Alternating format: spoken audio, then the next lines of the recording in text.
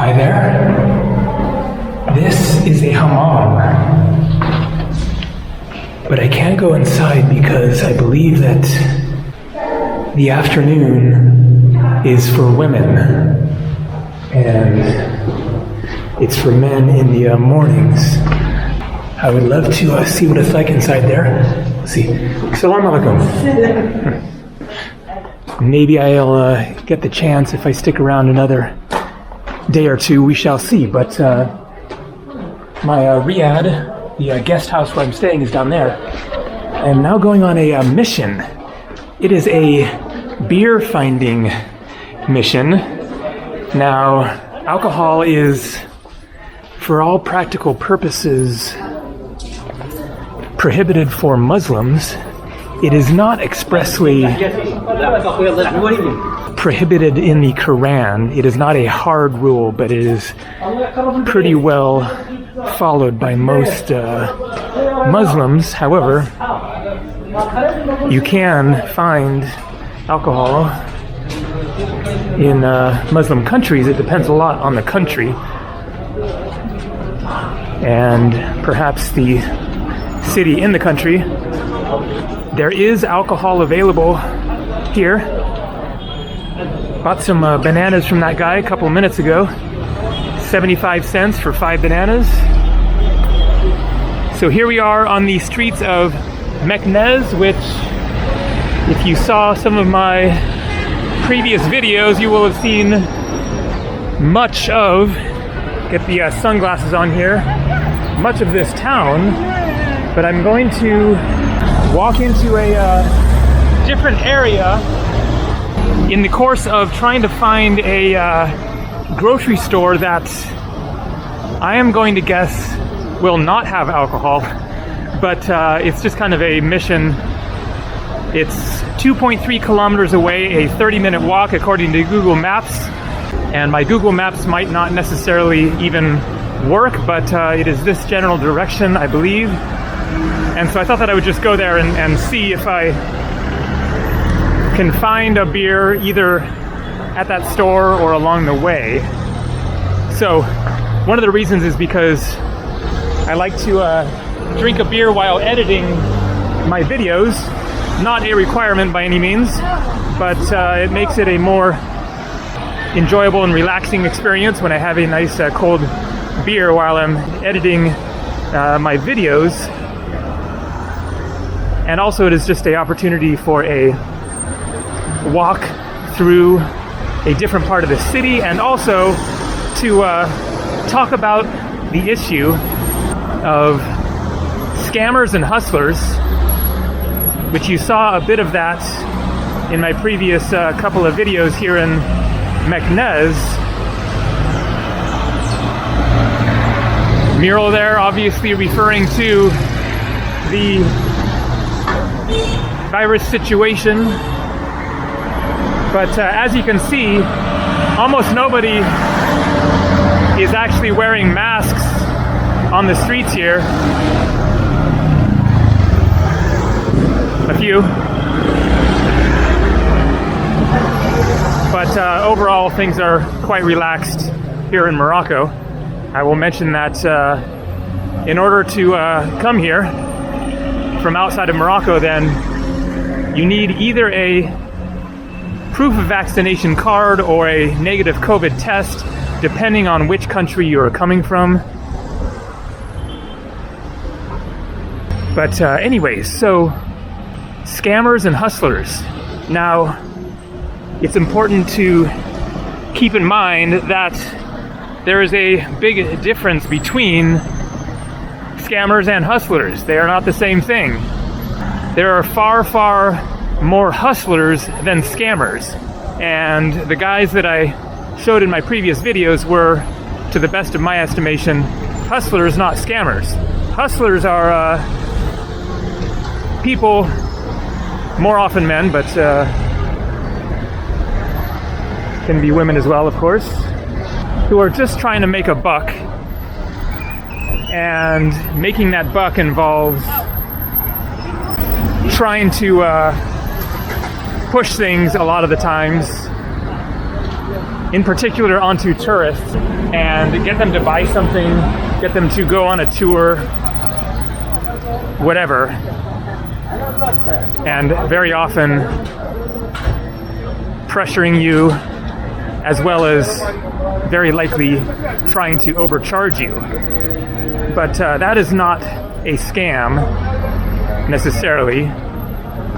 That is just business. Even in the hotel business, I worked at the front desk of a hotel in Jasper National Park, Canada, and not everybody at the hotel was paying the same amount for the same room.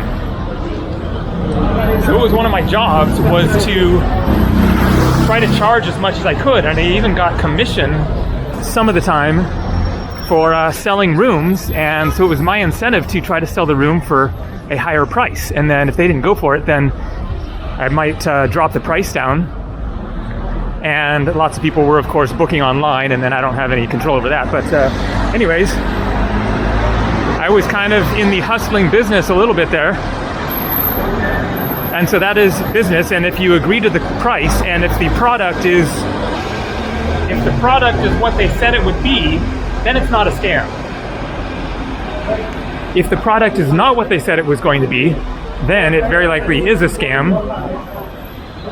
But people just trying to sell you tours and maybe charging 50% more or whatever, and then having to bargain and negotiate, does not necessarily mean that you are dealing with a scammer. So what I'm going to do is tell the story of the past couple of days and the different guys that you saw in the videos, and give a little more context and backstory to what happened there, because there was more that happened than what you saw in the videos. Okay, first thing though is I want to check my phone and see if I can determine if I'm going in the right direction to get to this store here.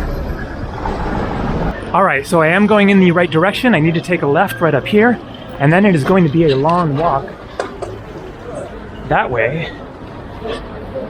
So the store that I'm looking for is a Carrefour, which is a popular grocery store in Europe. I'm not sure where they're based out of, but I believe that normally they do have alcohol at the Carrefour stores in Europe, and so that's why I was thinking maybe they will have it here. Also, because it is outside of the central Medina and the main square where alcohol is prohibited, and I will be talking about that in the course of this video, because you can find alcohol in the central area there, and I will talk about that specifically. But I'm going to guess that this Carrefour won't have alcohol, but one way to find out. So let's go for it.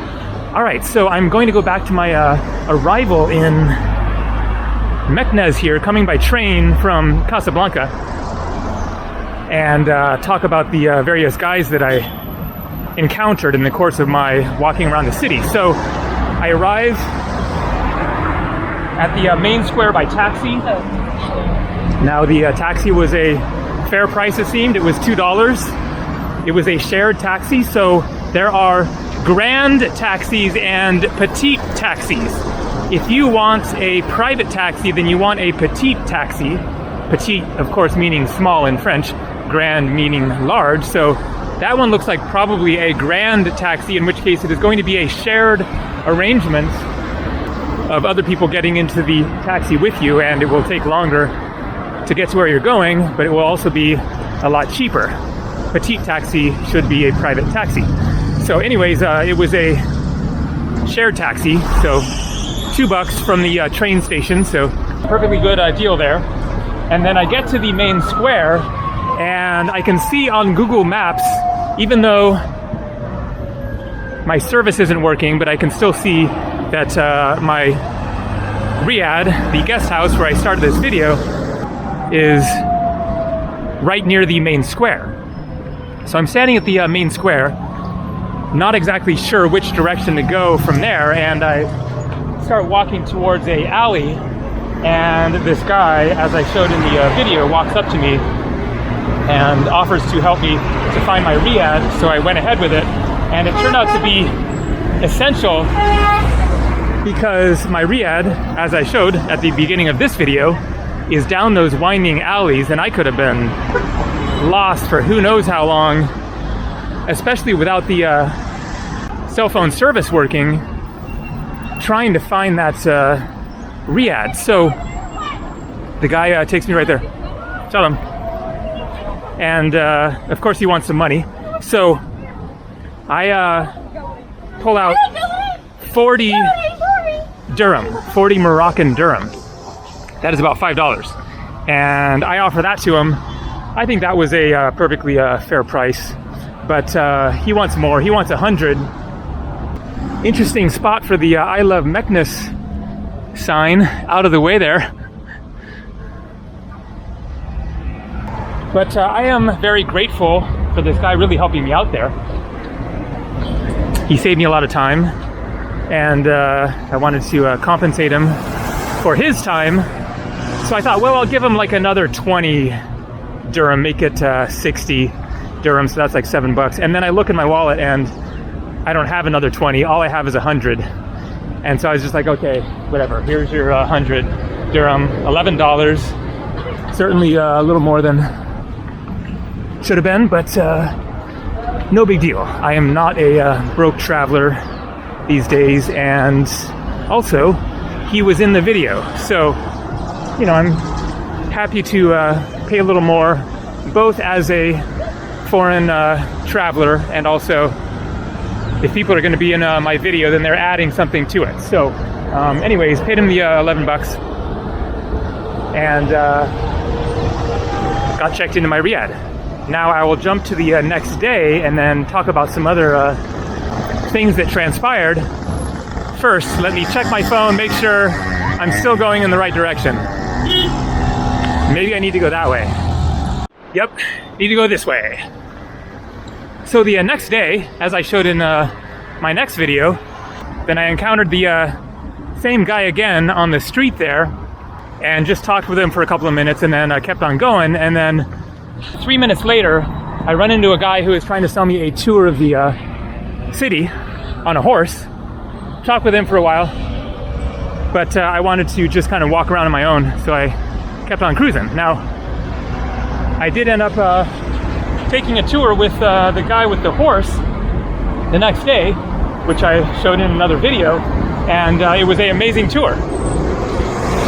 But more about that in a couple of minutes when I get to that occurrence, when it actually happened the next day. So I keep on going around filming for that day, and then at the end of the day I decide that I want to find a restaurant that will serve a glass of wine to go with dinner. Now, after finishing up filming that video, then I had stopped and had a snack at a place. I won't say which restaurant for this one or the next one because alcohol was served. So I asked them about beer, and they said they did have a beer, but I wanted a couple of beers to take back to my room for drinking while editing my video, but they wouldn't let me take it away. They would only serve it to me there. They were going to pour it into a glass, and the reason is because they didn't have a liquor license. They weren't supposed to be serving beer there. Also, I forgot to mention that right before that, you know what, this might actually be the next day, I think I'm getting things a little bit mixed up here, but right before that, I had run into the guy once again, the first guy that showed me to my riad. Hello, sir. Oh, yes. Hello, man. How you doing? How are you? Great, great. Hi. What's your name? Nortin.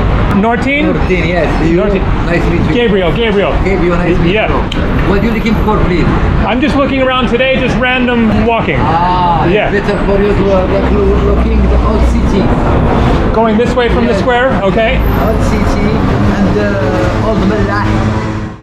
And I asked him, is there anywhere that I can find alcohol around here? And he said, no, not in the Medina area. as far as like a shop buying it to take out. But he said that he would show me to a shop where I could buy it. And I said, I don't really feel like going on that mission right now. And then he says, well, I'll go get it for you and bring it back to your Riyadh if you want. And I thought about that, decided not to. He was going to charge 100 dirham, or again $11 to go on that mission, which I would be fine with paying. That seems reasonable enough. I don't know how far away the store would be, but it probably was a little ways. Anyways, I didn't go with that. And then I find the restaurant where they will serve me the beer. So later that night, for dinner, then I was looking for a place to get a good meal and a glass of wine. So I go to this place right on the square. It's like a larger looking restaurant and a nicer one. Walk in there and ask them, do they serve wine? And they say no. And then I ask the guy, you know anywhere that does? It's like relatively close by?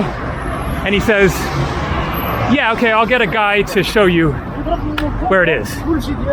And you know, you're a little trepidatious about that. Like, okay, great, now I'm gonna go walking through the streets at night, you know, 7 or 8 in the evening when it's dark. And how long is this gonna be? Is it gonna be a long ways away or right nearby or whatever? But I decided to go for it. So another guy comes over, and so I follow him.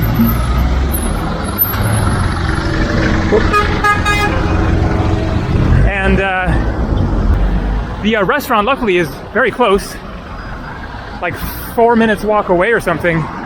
It's really nice. The owner is amazing, and the guy asks for nothing. He just shows me the restaurant, goes inside, and then takes off, and that is it. So no scam there. And then I have dinner and a really nice glass of wine that was a local Meknes wine, because nice murals here.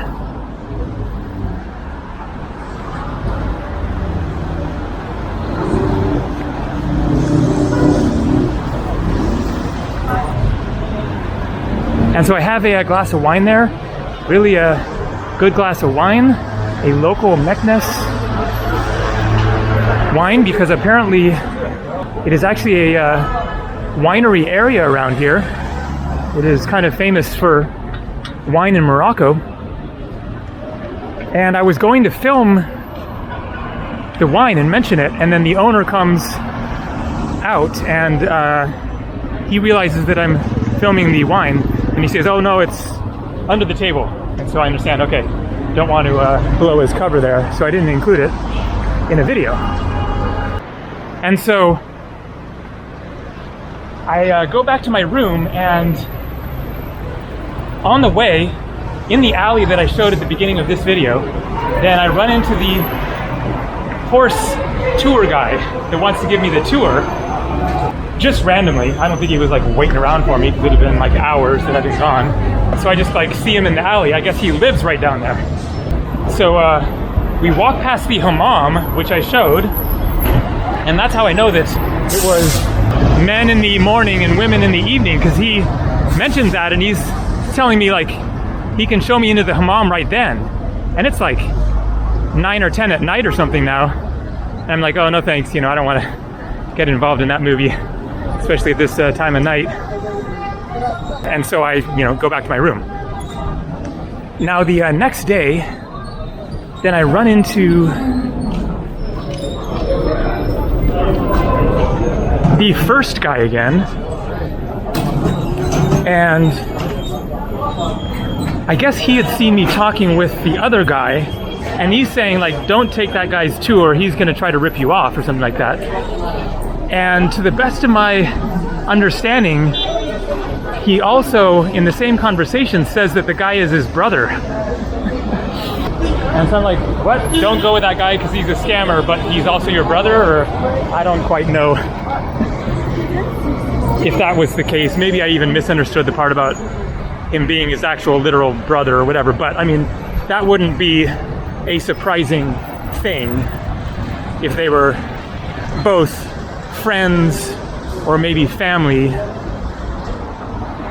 and then simultaneously dissing each other in order to get business, you know, behind their backs or whatever. I mean, that's totally conceivable that that could be the case, but also maybe I misunderstood something.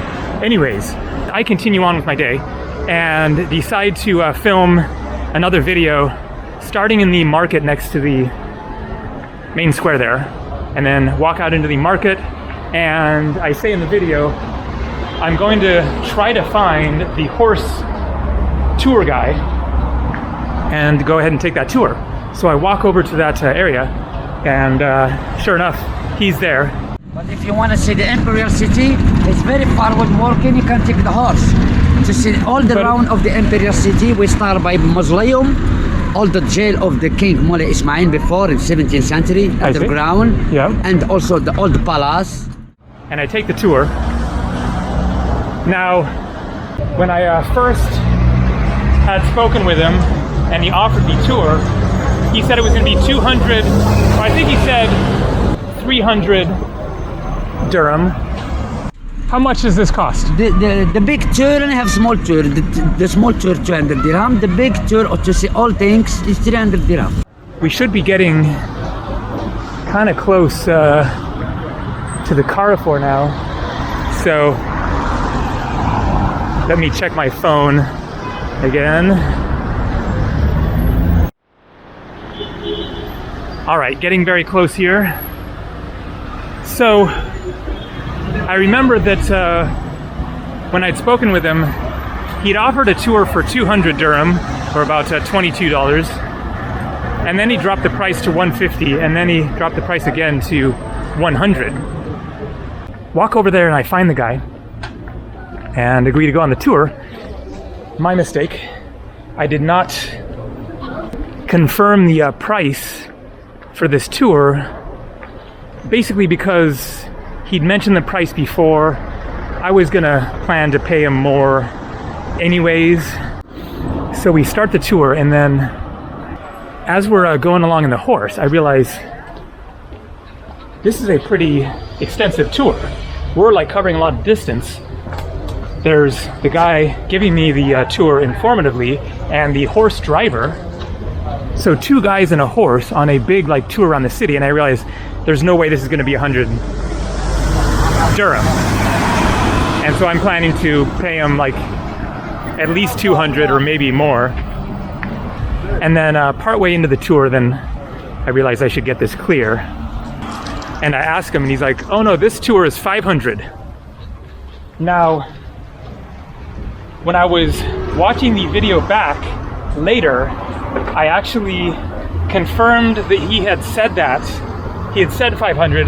There were different prices for different tours. To get nice video in the old city, because, and the price included all together 500 dirham. All together, kind of made in for everything, and after we show you all around of the Imperial City. I see. And so he was giving me the big grand tour for 500. And so that's about $55. So on the spot, then I bargained it down to 400, or about like 44 bucks. And we continue on our way. And then it ends up being an amazing tour. Extremely informative. He shows me places that I wouldn't have found on my own. It took several hours. It was two guys, as I said, and the horse taxi. And so I'm fine with the price. And in the end, I pay him 500, which covers both guys and the horse and the whole deal and a tip. And I'm cool with that. So again, he was in the video.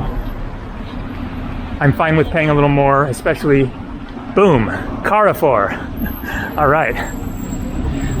So,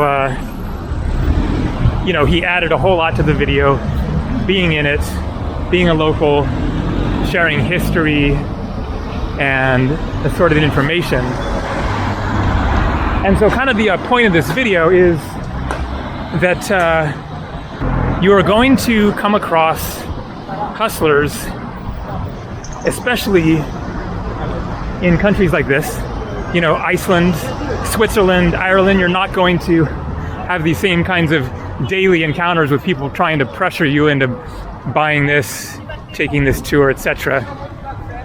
But, you know, Morocco, India, Nepal, various countries around the world where money is not as abundant, then there are going to be people trying to push you to buy stuff, and that is just part of the deal. They aren't necessarily bad guys. Hi there, how you doing? Welcome. Thank you, sir. How are you? Shukran, shukran. Very often they're just guys that are trying to pay their bills, feed their family, and they have a service or a product, and they're going to sell more of that service or product if they push it, as opposed to just standing there and waiting for people to come to them. So, you know, that's just their business. And so that is different from scammers. Scammers have a intent of, I'm going to get money from this guy, and I am not going to provide the service that I am talking about, proposing, describing. In some way, it's going to be the money you give does not end up giving you back what you expected, or, you know, charging you for something you didn't pay for. There's scamming and there's hustling, and you're going to have to deal with hustling on a regular basis, especially places like Morocco. Scams are much less common, and they can be tricky to figure out sometimes because they can be very well disguised. And so it's just a challenge of the traveling experience to navigate these tricky waters of trying to figure out, is this a good deal? Is it not? Am I insulting the guy by bringing the price down too low? Or am I getting ripped off? Is this a straight up scam? Or is the person, you know, very well intentioned and actually trying to give me a good deal on a great experience? You know, it isn't always obvious and easy to figure out. So that is kind of the point here. Just, you know, question everything, but don't be paranoid. That's what I would say is, you know, look at the situation as clearly as you can, and just do your best to try to figure it out. And when in doubt, just walk on, and, you know, don't take it if you're really that concerned that it might not be a legitimate offer. So time to head into Carrefour, and I will salam, and I will tell you in a second if they have beer. So no alcohol at the Carrefour. I'm not surprised that there was no alcohol at the Carrefour. I'm sure that it is only available at liquor stores, and for all I know, that could even be under the table, not fully legal. I don't know the situation. I don't remember the last time I was in Morocco if I got beer in restaurants or not, but I'm sure that I'll find out more and let you guys know in the coming weeks of being here. Rabat, Fez, Oujda, some other cities of Morocco. So there's probably a liquor store around here somewhere, because the guy that I was talking to who offered to take me to the place to get the beer had been pointing in this direction. But I have another plan, which is to go back to the restaurant that offered the beer previously and see if I can get a beer this time. So I had tried to get a beer there yesterday, and they wouldn't serve me one because it was a festival day and there was lots of people around and lots of police, and so they said that they couldn't serve one right then.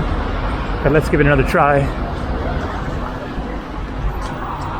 now and see if I can actually accomplish a beer in this video. So I did buy some things at the Carrefour, so I thought that I would show what I got. 2 things of orange juice, 2 different kinds, see which one is better. Both 100% orange juice, it looks like. Some yogurt, pistachios, raisins, and I was trying to buy a box of milk, but it turns out this is yogurt. Laben. So all of this was about 70 dirham, or like $7.50, something like that. So this is not a beer. This is a orange juice, pomegranate juice mix. However, something is in the works, and I will say more once it does or does not happen. Back at the main square. And look at this, guys. This is a Roya couscous. I guess the Roya maybe means like royal. So there were different couscous options on the menu. Chicken, mutton, vegetarian, and the chicken was like 60, the mutton was maybe 70. This one is 80 Moroccan dirham. That's about $9 for a amazing looking plate of food. The juice was, I believe, 20, so 100 dirham or about 11 bucks for a nice big tasty looking plate of food and a delicious drink. And things are looking good in the alcohol quest department. More about that later. And so what we have here is couscous on the bottom, and then garbanzo beans or chickpeas, and cat. I guess this might be jicama. And then sausage that is really, really tasty, a little spicy. Not sure what that is there, but let's give it a try. Maybe mutton? Not certain, but it's really good and probably smells really good to this cat. And then chicken there, so a nice mix and very tasty.